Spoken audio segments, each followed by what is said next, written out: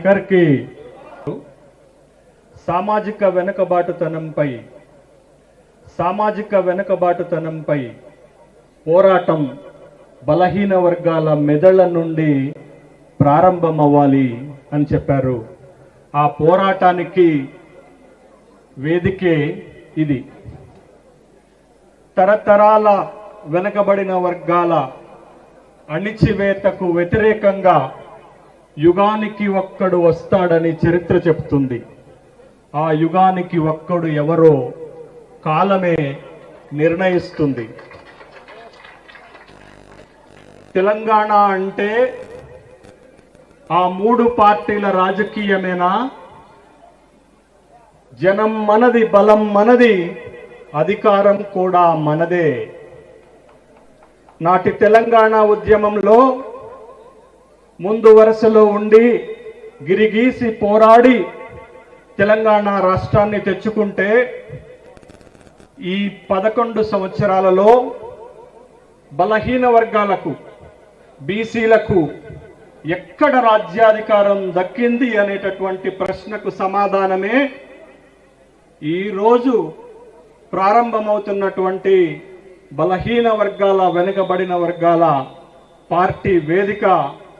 ఆ సందర్భంగా మిత్రుడు తీన్మార్ మల్లన్నకి వేదిక తరపున, మీ అందరి తరపున శుభాకాంక్షలు తెలియజేస్తున్నాను. నేను ఒక 3 ప్రశ్నలు మీ ముందు పెడతాను. పార్టీ అవసరమో కాదో మీరే చెప్పండి.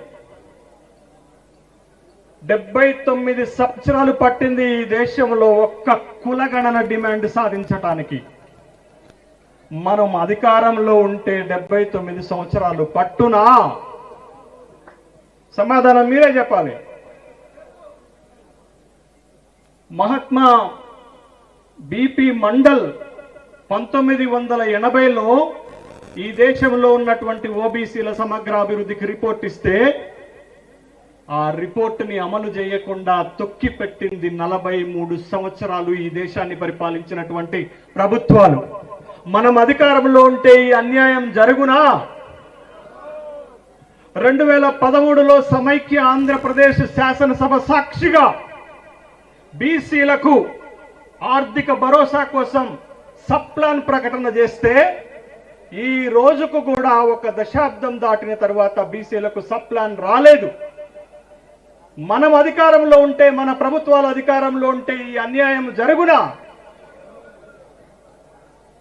ఈ దేశంలో బలహీన వర్గాల శక్తి ఎంత? పార్టీ పెట్టే బలముందా లేదా? పార్టీ పెడితే సక్సెస్ అవుతామా లేదా అనే సమాధానానికి మళ్ళొక 3 ఉదాహరణలు చెప్తాను. కర్ణాటక లాంటి ఒక రాష్ట్రంలో, సౌత్ ఇండియాలో ఉన్న మన పక్కన ఉన్నటువంటి రాష్ట్రంలో ఇవాళ సిద్ధరామయ్య అధికారంలోకి వచ్చారంటే దాని వెనకాల నిలబడ్డది అహింద. మల్లన్న వెనకాల ఎవరు నిలబడతారో మనమే ప్రశ్న వేసుకోవాలా. ఇవాళ మాకు ఎదురే లేదని విర్రవీగినటువంటి ఒక జాతీయ పార్టీ, ప్రపంచంలోనే అతి పెద్ద పార్టీ అని చెప్పుకుంటున్న పార్టీకి ఒక ఛాలెంజ్ విసిరాడు ఒక పెద్ద రాష్ట్రం నుంచి అఖిలేష్ యాదవ్. పాడ్, పిచాడ్స్, అల్పసంఖ్యాక్, దళిత్ అనే ఒక కాన్సెప్ట్ పట్టుకొస్తే 37 లోక్సభ స్థానాలు గెలిస్తే ఆ పార్టీ ఇవాళ మిత్రులపైన అధికారం కోసం ఆధారపడ్డది. అది బలహీన వర్గాల దెబ్బ అక్కడ చూపించాడు. ఇవాళ బీహార్ ఈ దేశంలో రాజకీయాలకు ఒక సెంటర్ ఆఫ్ అట్రాక్షన్ గా మారిపోయింది.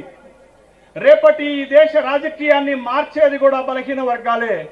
రేపటి ఎన్నికలు ఎంవై ఫార్ములా తోటి బీహార్ ని హస్తగతం చేసుకుని ఒక బలమైనటువంటి బలహీన వర్గాల లీడర్షిప్ తీసుకొచ్చారు. లాలూ యాదవ్, తేజస్వి యాదవ్. ఇది ఈ దేశంలో ఉన్నటువంటి బలహీన వర్గాలు. తెలంగాణ రాష్ట్రం ఎవరిది?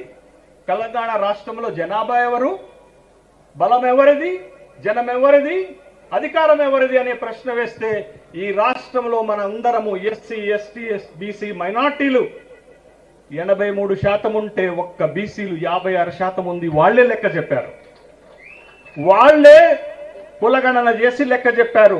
56% జనాభా మనకి మనమే ఓటేసుకుంటే ఈ రాష్ట్రంలో అధికారం ఎవరికి వస్తుంది అనేటటువంటి ప్రశ్న మనం వేసుకోవాలి. అందుకే మన పార్టీ, అందుకే మన వర్గాల పార్టీ. ఎందుకు పార్టీ? దేనికోసం పార్టీ? ఏ అణిచివేతకు వ్యతిరేకంగా పార్టీ? ఏ అంశాల కోసం ఇవాళ పార్టీ ప్రతిపాదన చేస్తున్నాం? ఒక 3 అంశాలు చెప్తాను, చాలా క్లుప్తంగా చెప్తాను. అధికారం కోసం, అధికారం దక్కని దానికి వ్యతిరేకంగా, అవకాశాలు దక్కని దానికి వ్యతిరేకంగా, ఆర్థికంలో జరిగిన అన్యాయానికి వ్యతిరేకంగా ఇవాళ మనం పార్టీ పెట్టబోతున్నాం.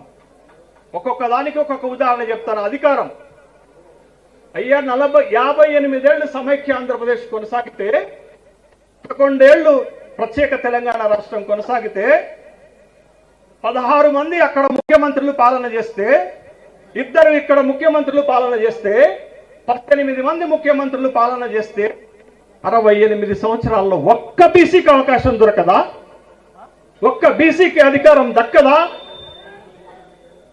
ఇగో ఈ అన్యాయానికి వ్యతిరేకంగా, అధికారానికి దూరంగా నెట్టివేసినటువంటి తిరుగుబాటుకు వ్యతిరేకంగా ఇవాళ మనం పార్టీని పట్టుకొస్తున్నాం. అవకాశాలు ఎక్కడంటే అధికారం ఇవ్వరు, అవకాశాలు ఇవ్వరు. అవకాశం జనాభా ప్రకారంగా ఇవాళ 60 మంది ఎమ్మెల్యేలు తెలంగాణ శాసనసభలో ఉండాలా? ఎంతమంది ఉన్నారండి? ఎన్ని పార్టీలు ఎన్ని టికెట్లు ఇచ్చాయండి? ప్రధాన 2 రాజకీయ పార్టీలు మనకి ఇచ్చినటువంటి టికెట్లు ముష్టి వేసినట్టు వేస్తారా? 21 టికెట్లు ఇస్తే ఇవాళ అధికారంలో ఉన్నటువంటి పార్టీ నుంచి గెలిచిన బీసీలు 8 మంది మాత్రమే. 60 మంది ఉండాల్సిన చోట ఈ శాసనసభలో ఉన్నటువంటి వాళ్ళు 21 మంది. ఎక్కడ అవకాశం? ఎక్కడ అవకాశం? ఒక నామినేటెడ్ పదవి వస్తే, ఒక రాజ్యసభ పదవి వస్తే, ఒక ఎమ్మెల్సీ పదవి వస్తే ఎవరు ముందు వరుసలో ఉంటారు? ఎవరు ప్రతిపాదనలు వస్తారు? ఇవాళ మల్లన్న ప్రాతినిధ్యం వహిస్తున్నటువంటి సభలో, విధాన మండలిలో 40 స్థానాలు ఉంటే బీసీలకు ఉన్నది 11. ఆ 11 కూడా మనం అందరం మొత్తుకుంటుంటే మనం 4 ఇచ్చారు. ఆ 4 ఇవ్వకపోతే మన వాటా 7. ఇదా అవకాశాలు? ఇదా అవకాశాలు? ఇక ఆర్థికానికి వద్దాం. మరీ అన్యాయం, మరీ అన్యాయం. బిచ్చమేసినట్టుగా కూడా బీసీలకు బడ్జెట్లో నిధులు వెయ్యరు. తెలంగాణ వచ్చిన తర్వాత 12 బడ్జెట్లు పడితే బీసీలకు ఇచ్చినది ముష్టి. లక్షల కోట్లు బడ్జెట్ పెడతారు. ఇవాళ బడ్జెట్ ఎంత? 3,04,000 కోట్లు పెడితే బలహీన వర్గాలకు ఇచ్చేది ఎంత అంటే 3.2%. గతంలో ఇంకా దారుణం, 3 కంటే తక్కువ శాతం, 3% కంటే తక్కువ.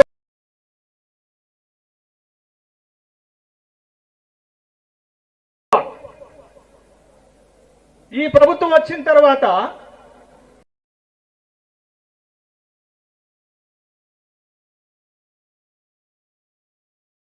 11,300 కోట్లు ఇస్తే ఖర్చు పెట్టేది ఎంత? నిధులు పెరుగుతాయి కానీ ఎక్కడన్నా తగ్గ దరిద్రం ఇదే. బీసీల కార్పొరేషన్ కి, ఎంబీసీల కార్పొరేషన్ కి గతంలో 1000 కోట్లు కేటాయిస్తే ఇప్పుడు 600 కోట్లకు దించేశారు.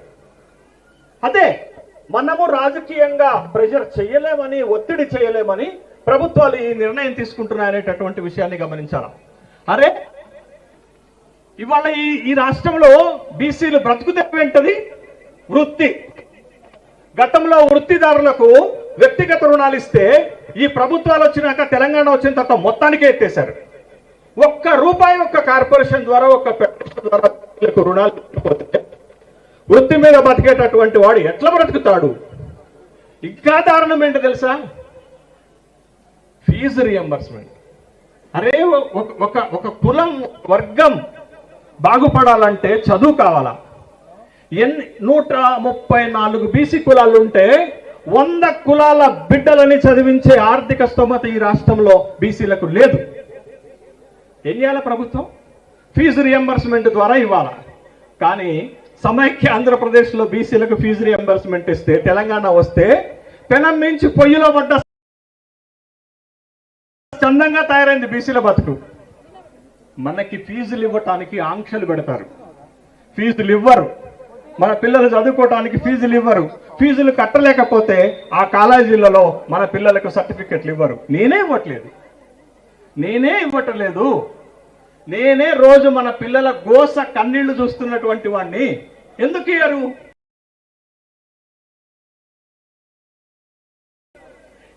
ఎందుకు మీరు ఫీజులు ఇవ్వరు? మీ బడ్జెట్ 3 లక్షల కోట్లు కదా, 3 లక్షల కోట్లలో మాకు ఇచ్చేటటువంటి ఫీజులే లేవా? కానీ మీరైతే పక్క రాష్ట్రంలో కమ్మ కార్పొరేషన్ ఉంటుంది, ఈ రాష్ట్రంలో బ్రాహ్మణ కార్పొరేషన్ ఉంటుంది, సంచార జాతర కార్పొరేషన్ ఉండదా? ఎవరికి కార్పొరేషన్ కావాలా? బ్రాహ్మణ కార్పొరేషన్ అవసరమా? రెడ్డి కార్పొరేషన్ అవసరమా? కమ్మ కార్పొరేషన్ అవసరమా? సంచార జాతరలు నిలువ నీడ లేకుండా రోడ్డు పక్కన బతికే వాడికి కార్పొరేషన్ కావాలని అడుక్కునే పొజిషన్లో ఈ బీసీలు ఉన్నారు. అందుకే పార్టీ కావాలా? అధికారం మన చేతుల్లో ఉంటే వాడినే అడుక్కునేది మనమే. మన బిడ్డలకు కార్పొరేషన్ పెట్టుకుంటాం. అందుకోసం పార్టీ కావాలి. అరే, ఈ రాష్ట్రంలో మన వాళ్ళకు వచ్చే పథకాలే తక్కువ, సంక్షేమ కార్యక్రమాలే తక్కువ. మనకు తెలుసండి గొర్రెల పంపిణీ ఏమవుతుందో. పోనండి, ఇవ్వండి గొర్రెలు, యాదవ జాతి బాగుపడుతుంది. కానీ ఎంత చిత్తశుద్ధితో అమలు చేసామో మనకు తెలుసు కదా. ఎన్ని వేల కోట్ల రూపాయల స్కామ్ జరిగిందో మనకు తెలుసు కదా. ఇంకొక విచిత్రమైన పథకం గురించి చెప్తానండి. ఏంటనంటే పూలే విదేశీ విద్యా జ్యోతి అనే ఒక పథకాన్ని పెట్టారు. దాని ద్వారా ఈ రాష్ట్రంలో ఉన్నటువంటి బీసీ బిడ్డలని అమెరికా, ఆస్ట్రేలియా, కెనడా, బ్రిటన్ పంపించి చదివిస్తామని చెప్పారు. సంవత్సరానికి 300 మందిని ఎంపిక చేస్తారు. దగ్గరికి వస్తే ఒక్క సిఫారసు చేస్తే నిజమైన పేదలను కూడా పంపినటువంటి దాఖలు లేవు. మళ్ళీ చెప్పడానికి ఉదాహరణ. మరి అట్లాంటి పథకంలో స్టిల్ ఒక్క మాట గుర్తుపెట్టుకోండి, 300 మందిని మాత్రమే పంపుతారు. 134 కులాలు ఉన్నవి. ఈ రాష్ట్రంలో 1,70,00,000 మంది బీసీలు ఉన్నారు.